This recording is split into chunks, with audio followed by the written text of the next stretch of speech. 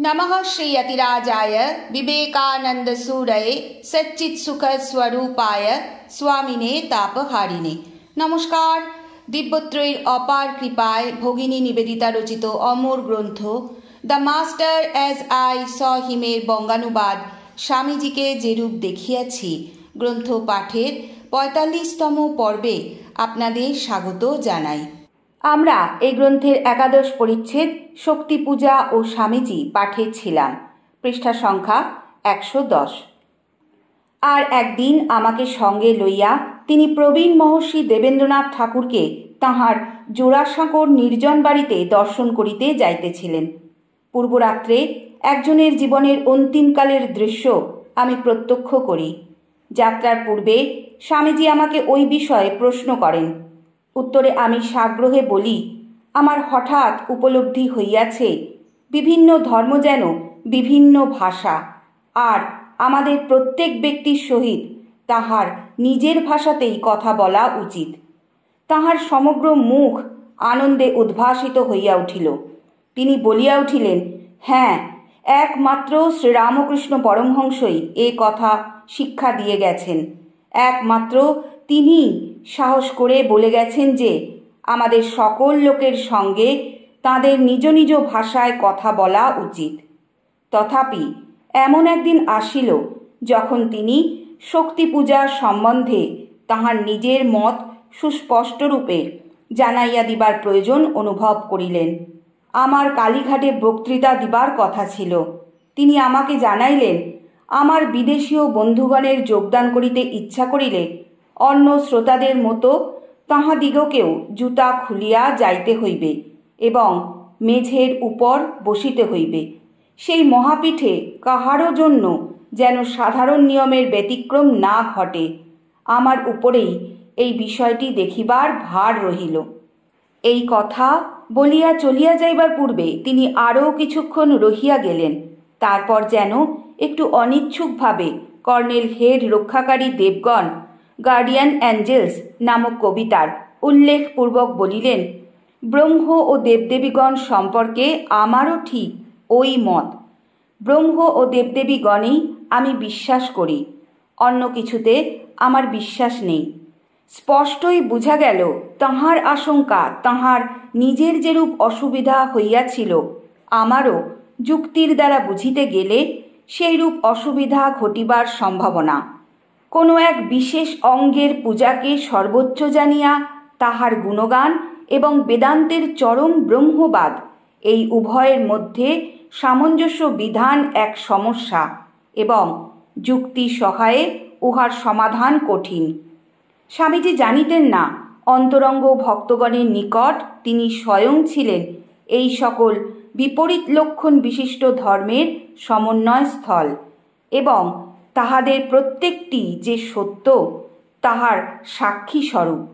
সুতরাং ওই বিষয়টি চিন্তা করিতে করিতে তিনি যেন কিছুক্ষণ আপন মনেই কথা বলিতে লাগিলেন, কতকটা অসংলগ্ন, যেন কতকগুলি প্রশ্নের উত্তর দিতেছেন, নিজের মতটি সহজবোধ্য করিবার চেষ্টা করিতেছেন, তথাপি যেন নিজের অন্তরে কিছু দেখিয়া তাহাতেই অর্ধমগ্ন, চেষ্টা করিয়াও উহার প্রভাব হইতে নিজেকে মুক্ত করিতে পারিতেছেন না।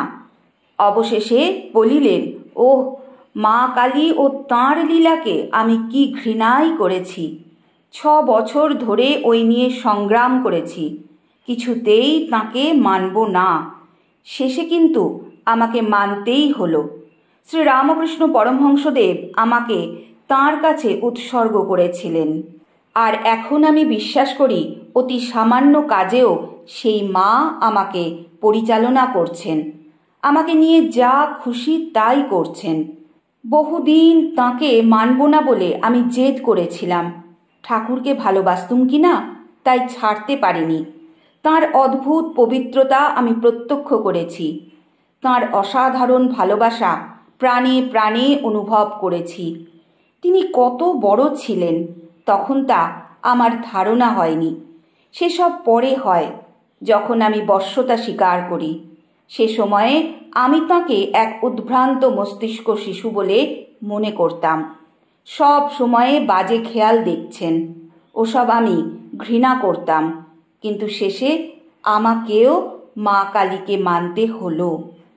কেন আমাকে মানতে হলো তা অত্যন্ত গুচ্ছ ব্যাপার, জীবনে কাউকে তা আমি বলবো না। তখন আমার অতি দুঃসময়। মা সুবিধা পেলেন, আমাকে গোলাম করে ফেললেন। ঠাকুরের নিজের মুখের কথা, তুই মায়ের গোলাম হবি। রামকৃষ্ণ পরমহংস আমাকে মার হাতে সমর্পণ করলেন। আশ্চর্য, ওই ঘটনার পর তিনি মাত্র 2 বছর জীবিত ছিলেন। অধিকাংশ সময় আবার অসুখে ভুগছিলেন। 6 মাস যেতে না যেতেই তাঁর স্বাস্থ্যভঙ্গ হলো। সে প্রফুল্লতা কোথায় চলে গেল? জানো, গুরু নানকেরও ওই রকম হয়েছিল। তিনি অনুসন্ধান করেছিলেন কে তাঁর সেই শিষ্য যার মধ্যে তিনি নিজের শক্তি সঞ্চার করবেন। নিজের পরিবারবর্গকে তিনি উপেক্ষা করে গেলেন।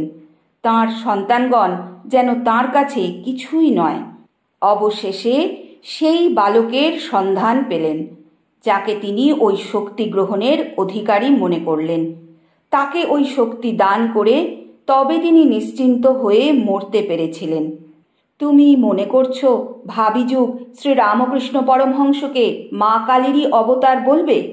হ্যাঁ, আমারও মনে হয় এ বিষয়ে সন্দেহ নেই যে মা তাঁর নিজ প্রয়োজন সিদ্ধির উদ্দেশ্যে শ্রীরামকৃষ্ণ শরীরে আবির্ভূতা হয়েছিলেন।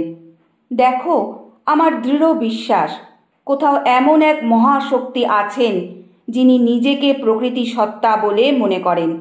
তাঁরই নাম কালী, তাঁরই নাম মা। আবার আমি ব্রহ্মেও বিশ্বাস করি।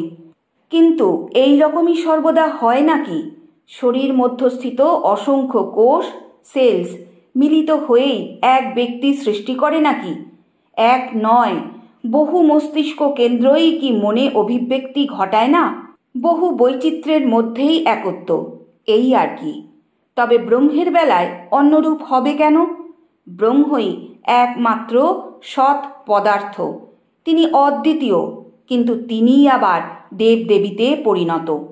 অনুরূপভাবে কাশ্মীর তীর্থযাত্রা হইতে প্রত্যাবর্তনান্তে তিনি বলিয়াছিলেন, এইসব দেবদেবী কেবল মন গড়া জিনিস নয়।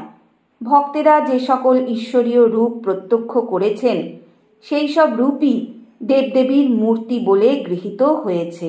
শ্রী রামকৃষ্ণ সম্পর্কেও শোনা যায় যে সমাধি হইতে উত্থিত হইবার পর কখনো কখনো তাহার শরীর মন অবলম্বন করিয়া যিনি অবস্থান করিতেছেন তাহার সম্পর্কে বলিতেন, রাম ও কৃষ্ণরূপে যিনি অবতীর্ণ হয়েছিলেন তিনিই এখন নিজ শরীর দেখাইয়া এই শরীরে আবির্ভূত।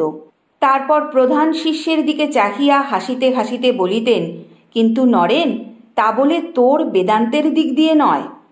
বিভিন্ন সময়ে বিভিন্নভাবে উপলব্ধ সত্যসমূহের মধ্যে পারস্পরিক সম্পর্ক এবং সমন্বয় সাধন লইয়া মহাপুরুষগণের মনে যে দ্বন্দ্ব চলিতে থাকে, পূর্বোক্ত ঘটনাগুলি সেই সম্পর্কে আমাদের কিছু কিছু আভাস দেয়।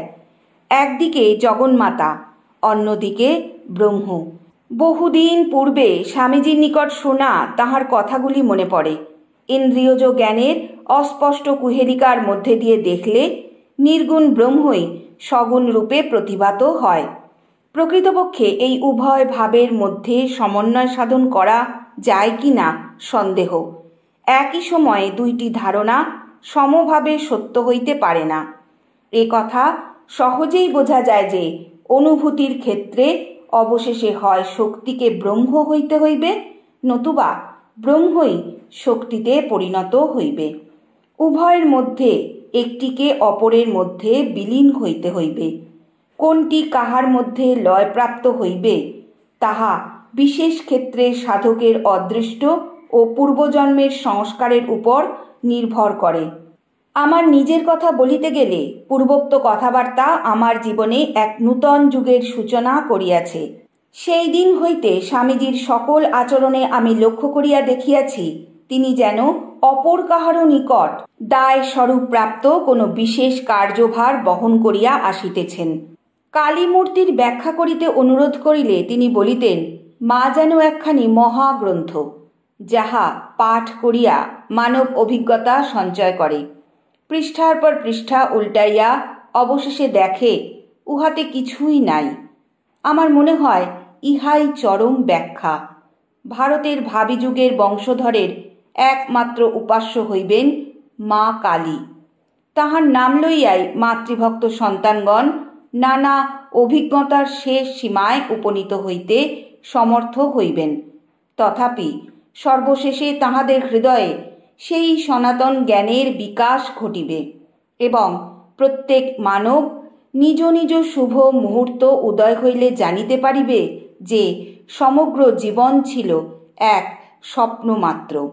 গীতার সেই বেদতুল্য বাক্য কাহার স্মৃতিপথে না উদিত হয়? ন কর্মণা মনারম্ভন নৈষ্কর্মং পুরুষোস্নুতে ন চ সন্ন্যাসনাদেব সিদ্ধিম সমাধিগচ্ছতি। অর্থাৎ কর্মের আরম্ভ মাত্র না করিয়া কোনো ব্যক্তি নৈষ্কর্ম লাভ করিতে পারে না। শুধু কর্ম ত্যাগ করিলেই সিদ্ধি করতলগত হয় না। সেইরূপ আমরাও কি নিশ্চিতভাবে জানি না যে এই অভিজ্ঞতার মধ্য দিয়া না যাইলে অন্তিমে সত্যের সাক্ষাৎকার ঘটে না? শক্তির মাধ্যমে ব্রহ্মে উপনীত হইতে হইবে।